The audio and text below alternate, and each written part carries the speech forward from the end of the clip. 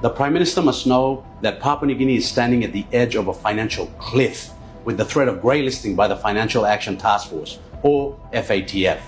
This is a national emergency that demands the government's full attention and the Prime Minister's undivided leadership. Grey listing occurs when the FATF places a country under increased monitoring because its systems for preventing money laundering and terrorist financing are too weak. It is the world's way of saying, Papua New Guinea, your financial house is not secure and the risks are simply too high. This is not the moment for overseas trips, but a moment for the Prime Minister to be here, at home, leading the nation through one of the most serious economic risks of our generation, compounded by the weakest kina currency under 20 US cents in our history, the highest national debt stock of 65 billion kina, and the constant unresolved litany of national crises that are making our state fragile, not resilient. Grey listing will not simply be an inconvenience.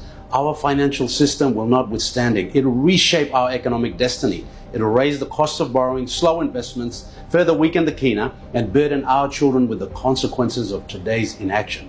It will touch every business, every exporter, every bank, and every family. This is a generational threat. PNG needs their Prime Minister here, visible, decisive, and fully engaged, not abroad, not distracted, not delegating this crisis to committees. Leadership cannot be outsourced.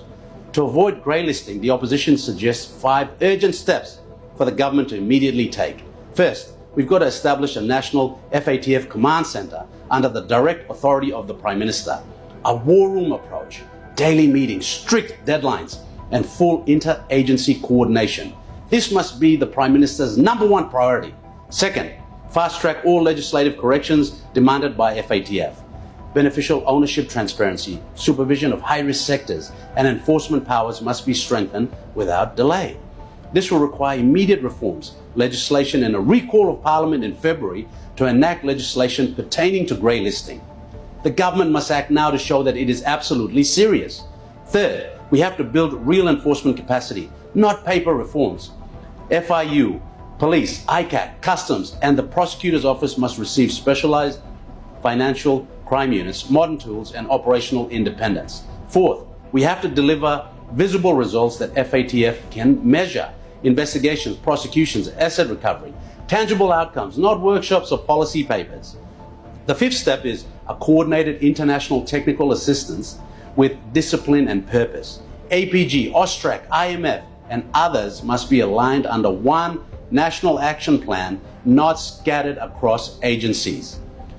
Margaret Thatcher, during the 1980s economic crisis, famously declared, "The day for half measures is over."